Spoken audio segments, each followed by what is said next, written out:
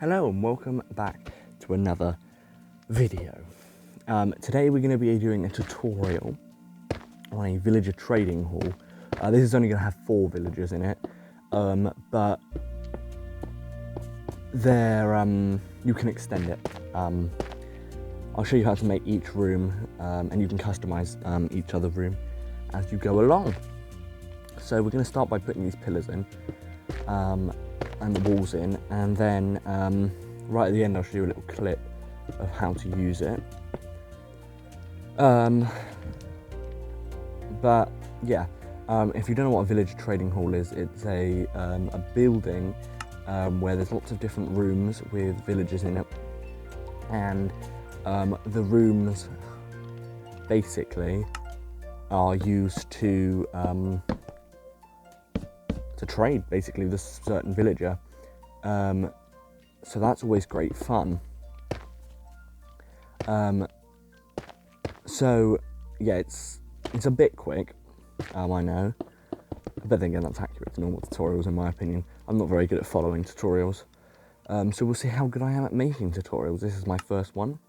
In the comments down below, please do comment what you want to see me make next, because it took me ages to think of this actually.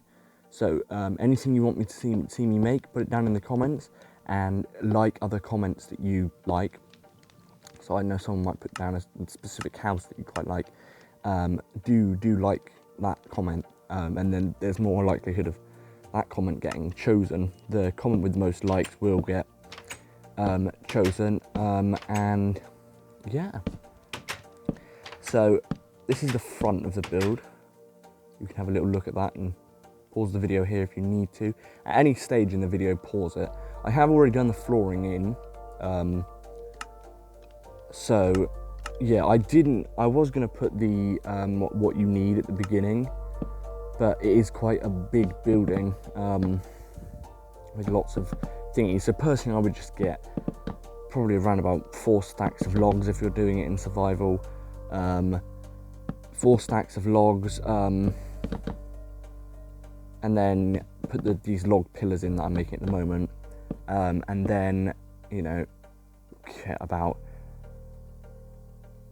5 or 6 stacks of cobblestone. Maybe not that much, but it is quite, obviously, I mean, you don't have to make villager trading halls like this. I mean, it's more the mechanics that you need to look at in this video specifically. That's the bit that some people don't really understand about villagers, is the mechanics. Because some villagers actually need certain things for their job to function, like the librarian needs bookshelves and a lectern. They don't necessarily need it, but it helps their job. Also, I do use a librarian, because a librarian is one of those things that lots of people actually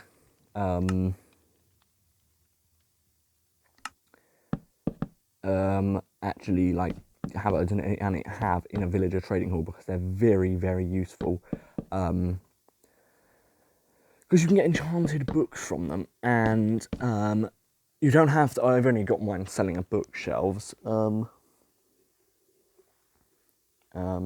you know, I am recording this in advance, so this is just the voiceover of the video. Another thing that goes wrong is the fisherman, but it's a lot easier in survival to do changing villagers' professions, because you have a bit more time on your hands. This is just a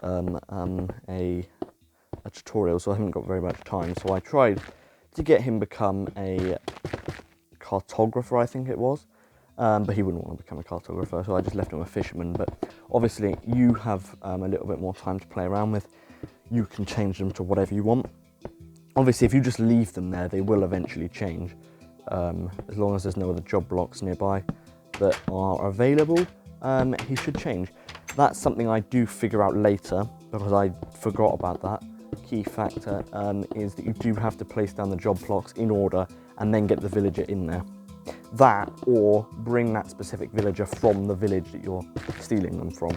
So if you go to a village and you want, I don't know, a toolsmith, make sure you pick up a toolsmith if you're going to do it that way, and then bring him home and stick him in your toolsmith bit, because he'll still work as a toolsmith, If you want to know how to lock people's trades, give them an emerald. But that's the floor plan, so you know what we kind of got on our hands here. I'll place a back door in there because I think that's a good idea. If you're wondering what the house is in the background, that was a previous tutorial that failed, and that's why half of it's missing. Anyway, so now we're going to get on with the rooms, I believe now. So red bed. You do need a bed for the villagers to function. You also need a bell if you want to use if you want to start raids with a villager trading hall. You do need a bell. You need a bed, a bell, and a workstation. So you don't need a bell though. You only need a bell if you're going to start raids, because they aren't necessarily necessary, especially because we're going to be imprisoning the villagers. So this first one I'm doing here is a library for a lectern, and then it's the cartography table because you can set up a trade route between those. The fletching tables so you can get your arrows, and the composter so you can get a load of emeralds from farming basically. If you can get a really, really good farmer, that's good, like with something easy like beetroots are normally the best. Beetroots and potatoes, they're the best ones because they yield the highest. So if you can get both of them, you're onto a winner chicken dinner. But these ones I've put down, I'm going to be removing these job lots later because, well, frankly, I can't actually do, which I've explained already. I'm just spawning them with spawn eggs. You'll be kidnapping them if you're in survival. If you aren't in survival, however, the way you'll do it is by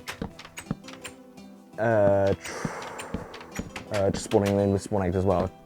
My mind went blank for a second.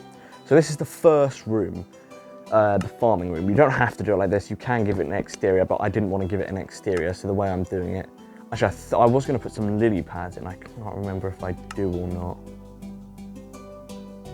But anyway, if not, I think I might. I don't know. I can't remember. But anyway, so I've put 4 quadrants so I can grow every single crop apart from melons and pumpkins. I can grow beetroots, wheat,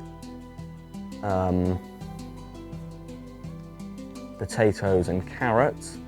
You don't really, I don't know, you can't get one from melons and pumpkins, so don't have to worry about them. Obviously you can in villages, but they can't actually harvest them, that's the thing.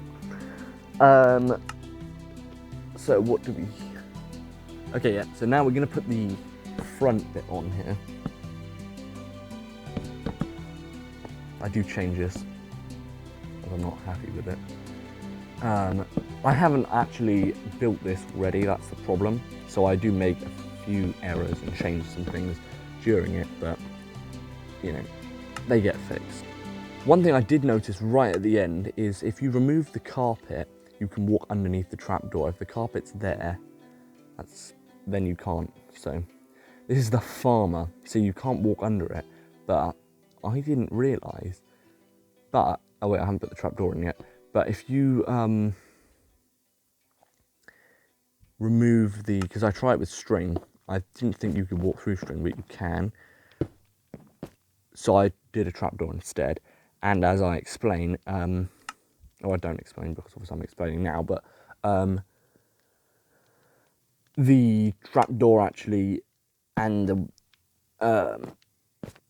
thingy actually won't let you walk through, but you don't have to use a trapdoor. You can use a fence thing if you want. But yeah, so you see I can't get through there, even if I crouch, unless you're playing Java Edition. But you mobs can't get through there even on Java Edition. Players can by crouching, I believe, because I don't think carpet is considered a block as it is in Bedrock.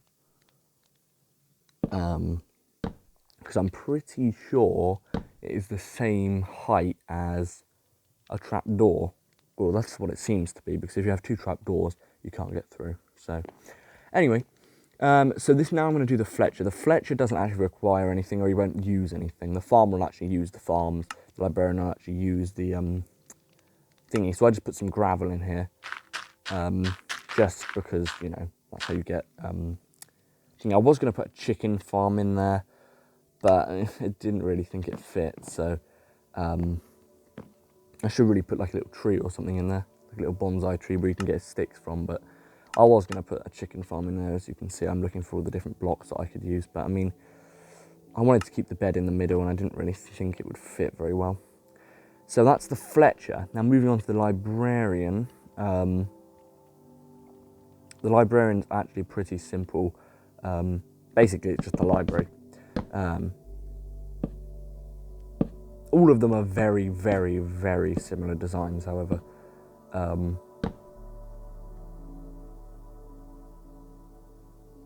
Anyway, so I'm just going to put Librarian on the sign there. I think that's spelt right.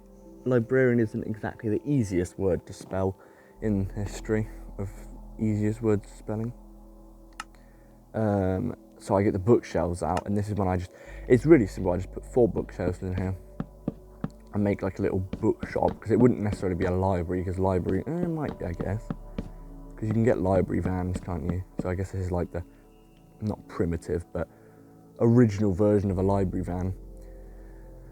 So that's that done, and now we move on to the final one, which is the cartography,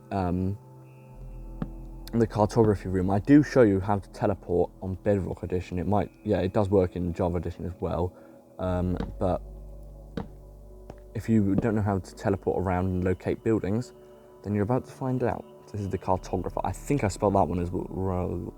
Cartographer.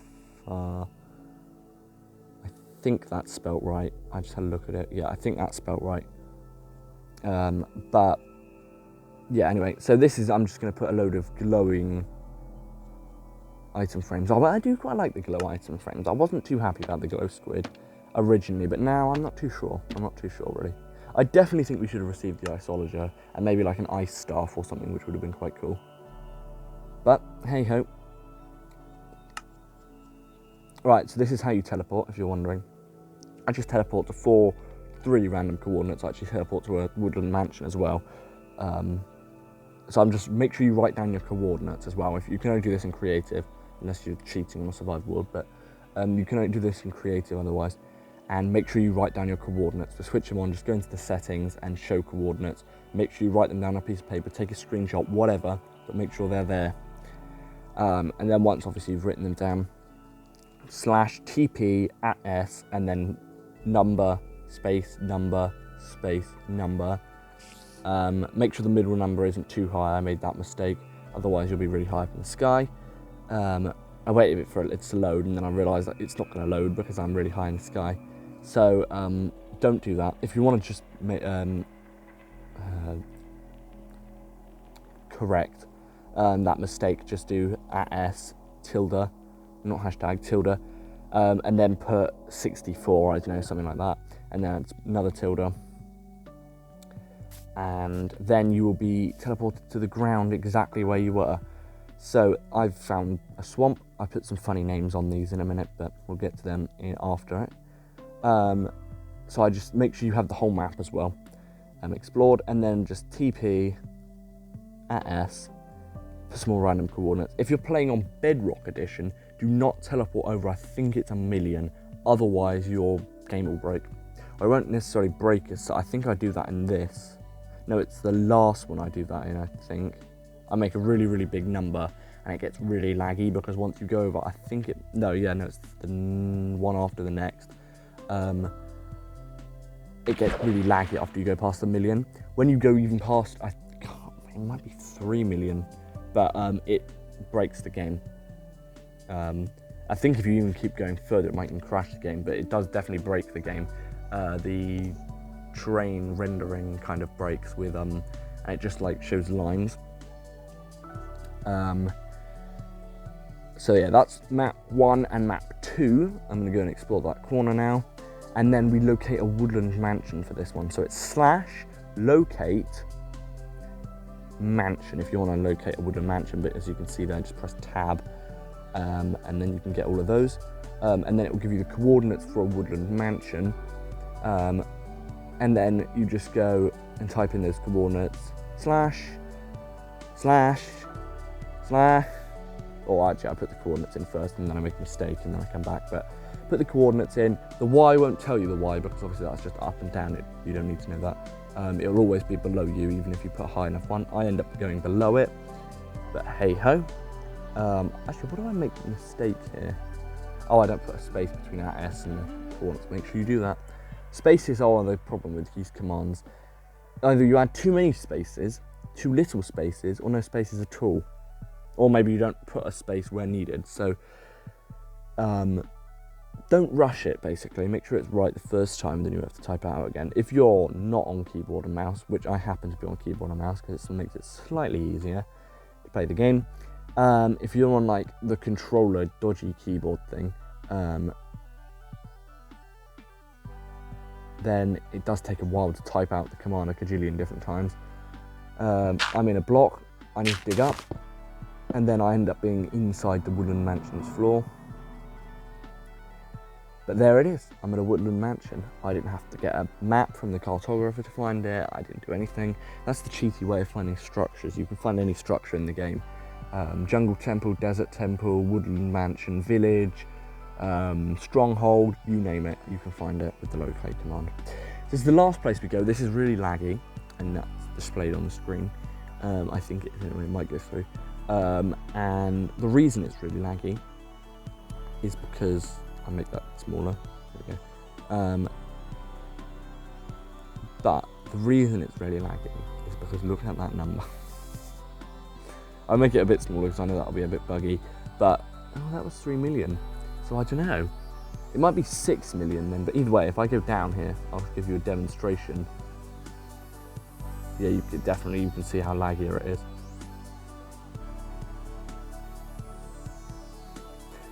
That's what it turns like. Obviously, you're probably not going to travel 3 million blocks on a survival world, but if you're in creative and you do teleport this far,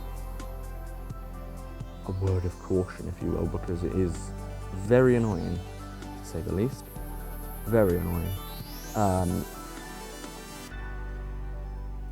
But yeah, so now we're going to teleport back to where we came from. So we then can put these in the item frames. There we go, just putting the coordinates down. There we go, we're back. So let's put the desert in, the swamp in, the island in, and the woodland mansion in. And then what I go and do is actually name them. I think I do that. Yeah, I do name that now. So I go in there, go there, spruce sign. You don't have to use, bearing in mind you can change up the wood type as well. I just like spruce, it's my favourite. This is the Sahara Desert. I always forget if it's, not desert, but desert or dessert. I always get them muddled up. I'm pretty sure dessert has 2 S's in it. But anyway. And then the swamp, we call this, wait for it, Shrek Swamp. I couldn't spell Shrek for some reason, but Shrek, apostrophe, swamp. So that's Shrek Swamp, and then this one is the Villagers Mansion. If you didn't see my History of the Villagers little mini film, do go and check that out because I worked really hard on that. It took really long because the villagers wouldn't stay where they were told, and I had to keep shooting until they would, which is a pain, but anyway. And I called this, I was going to call it Isle, but then I ended up calling it Dodgy England. Because I don't know why, I just thought it felt a little bit like England. A bit deformed, but anyway, that's why I call it Dodgy England. So now what I'm going to do is I go over and that's the rooms there. So pause the video now if you want to see the rooms. Well, not right now, but once I go back in. Oh yeah, I had crenellations to it, but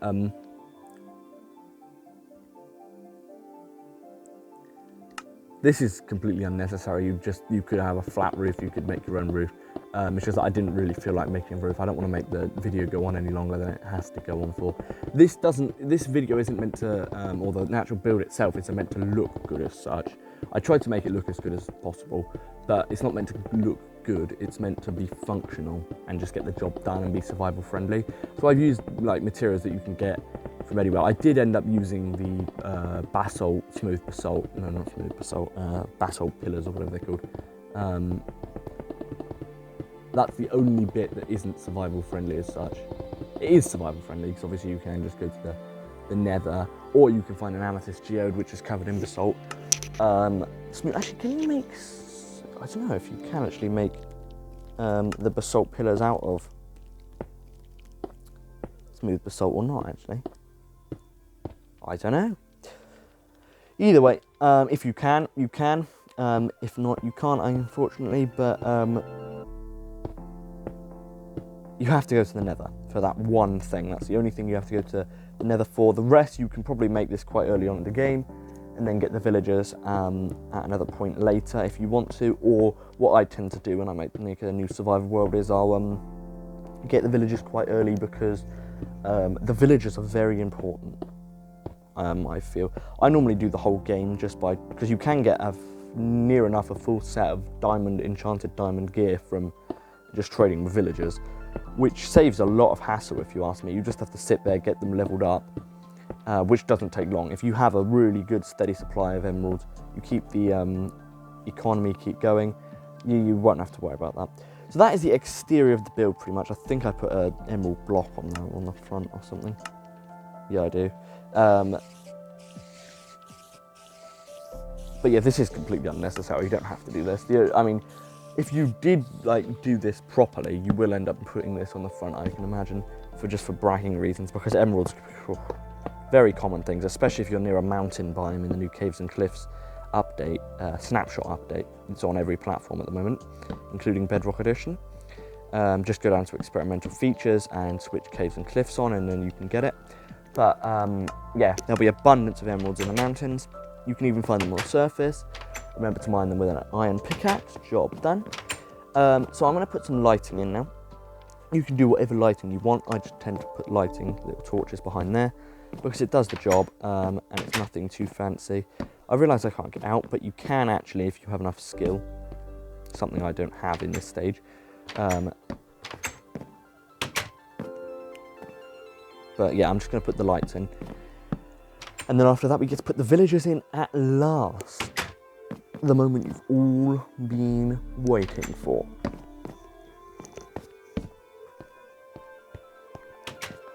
Apart from the cartographer, who doesn't want to turn up.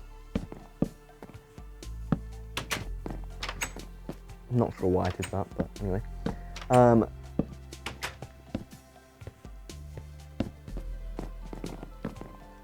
put that in there, put that back there, and then we're done. Basically, there's 2 more blocks we need is a bell. You don't need 2 bells, I just put 2 bells in there for symmetry. You only actually need 1 bell in the whole trading center or trading hall. Even if you extend it, you only will ever need 1, because they have, actually it depends how long it is. If it ends up being really long, then you might need multiple, but if you have that many villagers and you haven't bred them, then first, I'm very impressed, and secondly, you probably will have more than 1 bell. But yeah, they end up getting in the wrong chambers, and this is when all hell breaks loose. I get a baby one. I'm probably the slayer of children, and then we're sat here for ages because I accidentally give it a healing arrow because I thought it said harming. So we sit here for ages until I figure out that it isn't actually harming, and it turns out it's healing. So I never actually end up killing it, because every time I shoot it with an arrow, it heals itself. So that's a pain. I thought it was invincible all of a sudden or something, but it turns out it isn't. It's just being healed by me. Ugh, I don't know. Anyway, yeah, so I just keep firing healing arrows at it. I gave him a headshot. For some reason, the hitbox doesn't have it in the head of a baby villager, apparently. This is when I realised, hold on a second, why isn't it doing any damage? And then I realised I've got a healing arrow. There we go. Instant health 2. So then I just go in and get a... where is it? There it is. And then I go, not arrows of strength, arrows of harming. And then I one-shot it. And then moving on, we hopefully now get a adult villager. These guys are unemployed, and then eventually they both turn into fishermen because of the house next door. We get one. So now I put everything away. Yep, see, they've turned into fishermen now because there are 3, maybe, I don't know, I can't remember exactly, but in the survival house over here. No, there were just 2. 2 cabinets, or well, that's what they were being used as at the time, cabinets, and then they just turn unemployed, and I'm not sure quite why this is the case, but they do. Normally they would go for the next job block. I don't know if that takes time. I'm not, a villagerographer, but they should technically take the job block and be done with it, but as here, I'm showing them take the job block. But they don't, so we have to deal with them. I might cut the bit out of me trying to get the thingy, because I'm pretty sure the next 10 minutes nearly is just me trying to get them in, so I might cut it out, I might not, but what I probably should have done is taken the Librarian, because then I just sit here for ages. So I think this is where I'll cut out, and I shall see you in a second. Now all of that's been cut out. Actually, it went from a 37-minute video all the way down to a 28-minute video, so it practically was 10 minutes of me trying to get all that sorted. But now it's all done. So I spent 10 minutes of my life doing that. You spent about 10 seconds. So I hope you enjoyed this tutorial. That's going to wrap it up for the tutorial bit for today. So I hope you enjoy my tutorial on how to use it. So here we are. So this is, they actually stand a bit far away from me, which is a shame. Obviously you can fix this by making the room smaller. Here, this guy, right. So let's trade with him. Every time you level them up, this is just enforcing the fact that they won't do it. Oh, thorns, that's not very good. But, that demonstrates that you can. This is the Fisherman. Yeah, he was a bit of a pain. Farmer's still being a bit of a nuisance. The Harmer is the highest level, he's an emerald level. And now I turn him into a master one, which is actually really cool. There you go, master. Actually, I'm going to say master. What? Oh my god. I'll leave him there, I think. But yeah, no, master level farmer isn't too great, actually. Anyway, I shall see you guys in the next video. A like goal of 20 likes. Bye.